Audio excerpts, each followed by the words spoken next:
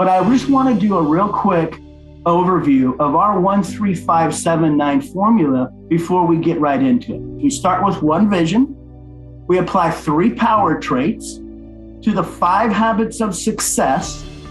We run 7 days at a time in 90-day cycles. So let me just break down each of those real quickly, and then we're going to get right into it. So the first one is vision. This vision statement, when you've crushed all your goals and you're living the lifestyle of your dreams, what does that actually look like? And that brings us back to the original question: what's your point? Now, if you can articulate that in a paragraph or a few sentences, this is what I mean by a vision statement. Well, I just want to share with you that sometimes this is the hardest thing that we get into when we first bring an Alliance member in. And it's because it can be looked at as this gigantic, enormous, oh my gosh, and really what we want you to do is just start thinking about what is your point and putting that into a vision statement. My vision statement 20 years ago is not even close to my vision statement right now. So just start where you're at and just live in that moment, that vision of what it is that you're stepping into. When we're doing the vision statement, there's a few things, and we'll go into this when we get into the nitty gritty of it. Obviously, you see the C3PO there. That's for the 3 C's, the P and the O. The 3 C's are be clear, concise, and compelling. And then also, it's important to write your vision in present tense. Even though you're talking about what your vision of the future, you want to write it in present tense. And it's a minor little detail, but it's super, super powerful. Next is others. Your vision and your purpose should include others. It should be much bigger than yourself. And that brings us to the 3 power traits. The 3 power traits are super powerful. These are the 3 traits that really set all highly successful people apart from others. Being coachable is so important because a lot of times, and especially people that are of age, like my age, I'm 50, we have a tendency to not be as coachable as when we were younger. And it's only because of the things that we've experienced in our life that hold us into that space of, ooh, that seems kind of scary, or, oh, I had a friend that did that once or went through that once. I don't know. So you have a lot more life experiences that sometimes can limit you to being coachable. So I think what David and I both agree on in this for sure is find a mentor that is where you want to be or has what it is that you're moving into, and just lock arms with them. So that's my best advice for being coachable. It is one of the most powerful things, but also can be one of the most limiting things for you by not being open to being coachable. It's so powerful. It's so true. And that brings us to number 2. The second one is be consistent. Because our life and our lifestyle is predominantly created by the way we act, usually in response to or anticipation of our environment. Every decision that we make is based on our priorities in that moment of decision. And if you can take your most productive activities, reverse engineer, whatever it is, take your most productive activities and automate them by committing them to habit, then you don't have to think about doing those things anymore. Habit is done through consistency. And so if you force yourself to do something and keep forcing yourself to do it, it's uncomfortable at first. If you keep doing it, pretty soon it becomes uncomfortable not to do it. And that is when you get into the habit.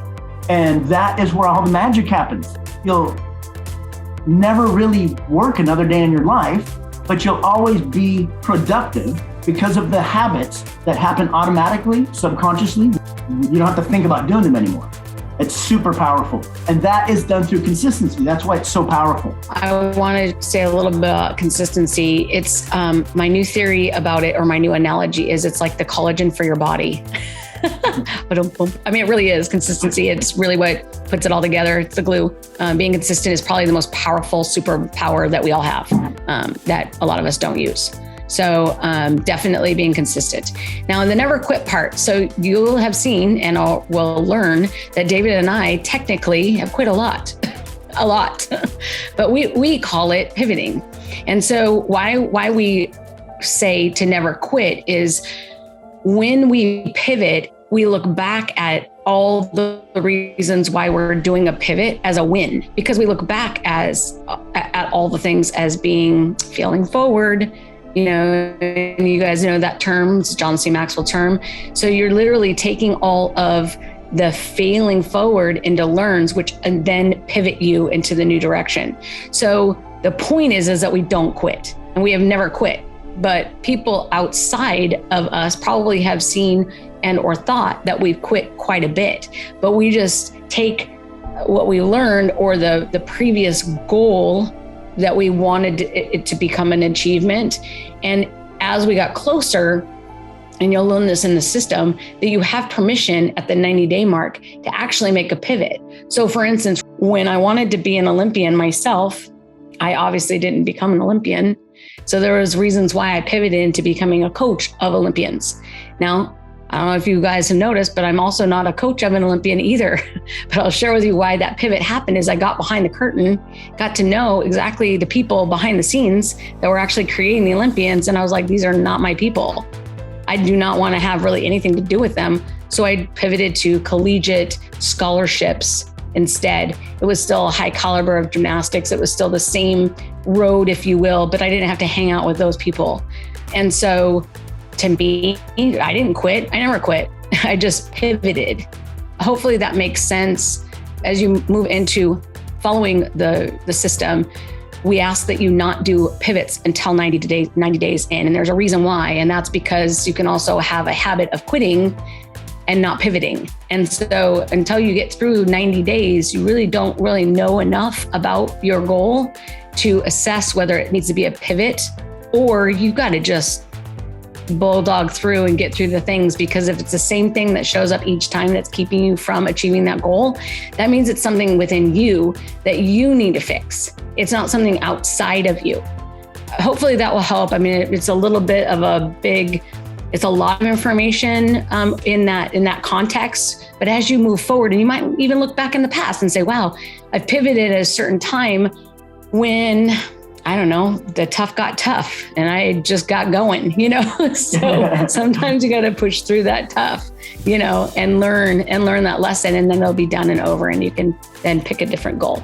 All right, over to you, babe. There's a lot of things that happen in the midst of battle or in the, on the adventure. There's lots of different things and lots of paths to take. When I say never quit, remember, we're starting with one vision, and that perfect lifestyle, it evolves because we reassess that, what that looks like, our perfect lifestyle. We reassess that every 90 days, but that's what we're never quitting on. The way that we get there, because of the way adventures go and the way challenges arise, that may be around or over or through, or we may bust through them or whatever. We may have to go build a boat and take the water route around. Whatever the case is, never quit means that perfect lifestyle, that vision. I mean, really stepping into your passion and living there every single freaking day.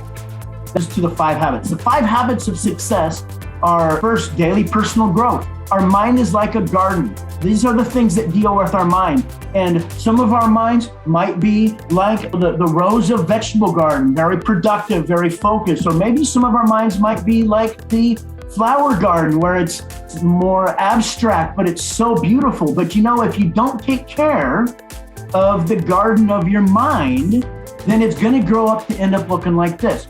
I don't know if you've ever seen a patch like this. It used to be a garden, but we all know why it looks like this. And if you imagine your mind as a garden and tend to it accordingly, brings us to the second habit. The second habit deals with your lifestyle. And the easiest way to illustrate this is if you own a Ford dealership, you don't drive a Chevy to work. It's basically be your own best customer. Be a product of the product. If you own a line of skincare or you rep a line of skincare, you should probably use it and do it as publicly as possible. That brings us to number 3. The third habit of success is sharpen your skills, sharpen your saw. Alyssa, talk a little bit about sharpening your saw. Yeah, so sharpening my saw. Oh, you changed the Oh, I know, used to be a I'm sorry. I gymnast. just thought of that because it used to have the gymnast on it. And yeah, I did Yes. switch that out. Anyway, okay. It's the little skills blocks for preschoolers. All right. So I can use that too. So you probably don't, maybe you do or do not remember when you used to play with blocks and you'd spell out words. But the point is that you weren't good at it to begin with. Obviously, you had a hard time recognizing the letters, but ultimately you ended up being able to spell and use your blocks to make a word. Now, when a gymnast was on there, the analogy that I gave was that gymnast didn't end up with that pose of perfection overnight. It literally was thousands and thousands of minutes and hundreds of hours to get to that pose. So just like this, which I'm just, off the cuff because I just saw the screen for the first time, this new slide, I still feel like it would be a great analogy for you as a young toddler, learning how to spell out words with your blocks. It's going to be the same thing. It's thousands of minutes trying to identify each of the letters. And then you got sight words and all that thing. And I can only tell you this much about why I can rattle this off is because I subbed in the preschool last Monday and they were doing sight words. And I was like, oh, what's a sight word? Oh, I forgot what a sight word was. It doesn't make any sense. And you have to memorize it by your eye. Your sight. Anyway, so yes, so for sure, sharpen your saw. Now, as we get older, we don't like to feel stupid. Some of us don't like to do the things over and over again until it becomes like amazing. And you get excellence at it. Some of us just like to be average. So in this program, we don't let you be average. You have to actually be willing to be exceptional and or excellent at what it is that you're trying to gain skill of. So at times it will be painful, and at times it's going to feel like falling off of a bike when you start to learn to ride a bike.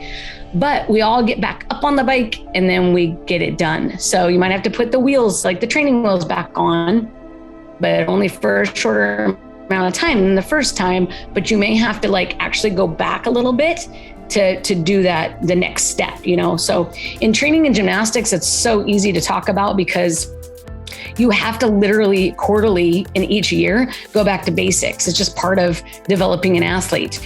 A lot of humans hate that. They feel like it's a waste of time. They feel like I've been here before. Why am I going back? Well, you have to go back to actually tighten up the foundation. So that's why I personally think this is the most important habit. And it also is the most important habit to show growth as well, because the better you get it, whatever it is your goal is, the more pride you're going to have in that role as well, or those goals. Yeah, and the thing about the habit itself is whatever you decided to do, whatever your niche that you have decided to be your specialty, right? Whatever those things are, just work at becoming the very best at that. That's the habit, is just work at your skills to become the best. It's not to be the best, it is work towards being the best. That's the daily habit that we all work through every day. So that brings us to our next slide. The fourth habit. The fourth habit is mastermind your tribe. Basically, that is exactly what it sounds. So you got the mastermind, which is your implementation team, if you will. This is the team that is your mastermind that is all focused on a common goal. There's lots that's been written about the mastermind. I believe it was Napoleon Hill that coined the phrase originally. So the mastermind is the activity. It's the verb in the sentence. Your mastermind, and what you're masterminding is the tribe. The tribe, for these purposes in this system, is everyone else that you have any influence with at all. This is your circle of influence. Think of it like a top, a spinning top. And if you looked at the top from the top, you'd see the very point that touches the surface. That's you, okay? And then out a little bit bigger, outside that circle, is your closest advisors, your spouse, if that's the case, your mentors, and then a little bit bigger than that, a little bit higher up. Beyond that is your implementation team, people that you are working with, that you are mentoring, people that work closely to implement on the strategies that the mastermind develops. And then going out from there, it goes further and further and bigger, your circle of influence. And it's spinning and it's spinning and it's spinning, and you just keep it spinning. And on the surface that you're touching, right, that you're spinning on is your higher power, the universe, the God, whatever it is, whatever that is for you. This is the surface that this imaginary top is spinning on. This is the way I envision a circle of influence. And so if you use that mastermind to constantly grow that circle of influence, we believe that one of the most powerful things that you ever will build in your life is your circle of influence, your reputation, your audience, your following. I mean, I don't know even know what they're called now, but it's basically your reputation. Your people is your greatest resource, influence. So when we first developed the Mastermind Your Tribe, for me, it felt a little like, not icky, but it felt kind of weird. Like you're being manipulative with the people that are your tribe, you're following, the people that respect you, the people that trust you. But at the end of the day, being 50, and reflecting back, it's really the promises that you've kept to all the people that you've made promises to. Those are your tribe. Those are the people that know you are going to show up for them when you say that you're going to. People that you've made promises to, that even if it was like a sacrifice for you to fulfill that promise, you went and did it anyway. Like, those are your people. That's your tribe.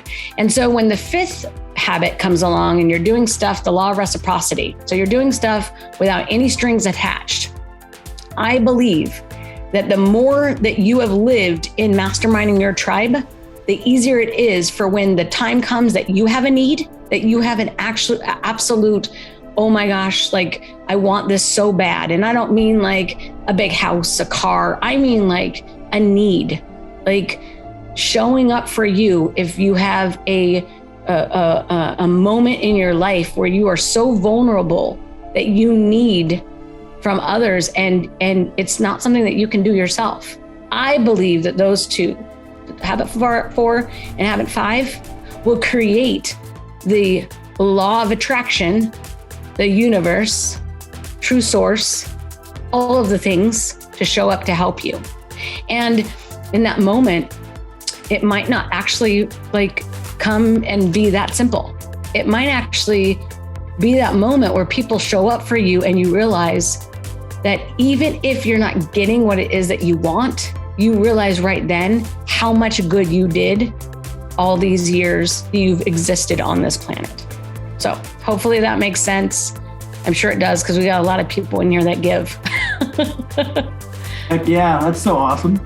For me, it feels like the reward, because have you ever done something nice for somebody and you get that feeling, that good feeling? You know what I'm talking about. You've done it and you just, man, that was so good. What if we all became addicted to the feeling of paying it forward? Addicted to that, I don't even know what it is. Is it endorphins? Is it some chemical released in the brain? Whatever it is, you know the feeling, and it's a good feeling, and we love it. And if we went out there and just looked for ways to pay it forward, looked for ways to go the extra mile, looked for ways to just add value to others in our lives, and we did that every day, and we encouraged other people to do that every day too, we would change the world. And that's truly what the world needs right now, is exactly that. And we're at 7.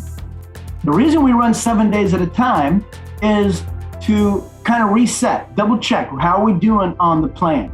That we call it the weekly GPS, goal progression session, we call it. And it's just check in and correct course. You've probably heard it said that an airplane is off course 95% of the time, but miraculously, it still makes it to its final destination. And the reason is because the pilot is doing these constant course corrections. The pilot has access to all of the instrument panels, the co-pilot, dispatches in their ear. I mean, they have all these different resources, and they make these corrections as needed. It's just part of the way it happens. Now, the weekly GPS, we meet up every week and double check your plan and make the course corrections. It works exactly the same way. The 9 is we run in 90-day cycles. The reason we run in 90-day cycles is because, well, let's be honest, life happens, right? Our priorities 90 days ago are different than they are now. Maybe they're not. But the whole point is every 90 days, we're going to stop and just defrag, right? Just relax, chill, and kind of reset our mental energy. And also, we're going to reassess our goals, reassess our priorities at the time, reassess what we want to get out of our life. Is our vision that we decided last 90 days, is that still what we want for our perfect life? And so we reassess that, stop and just take a little retreat. And that's why we usually take 2 or 3 days, just get away for a little bit. Well, I'm excited. I mean, obviously, normally at this time, David and I are somewhere warm instead of in the rain. We're usually doing this somewhere awesome, but we are actually still in Olympia right now. And we are excited, though, to announce that we'll be doing our quarterly review in Florida. And so we're booking the places in Florida, and the dates loosely, just so that you guys know and you can jot down, are going to be June 30th, July 1st, July 2nd,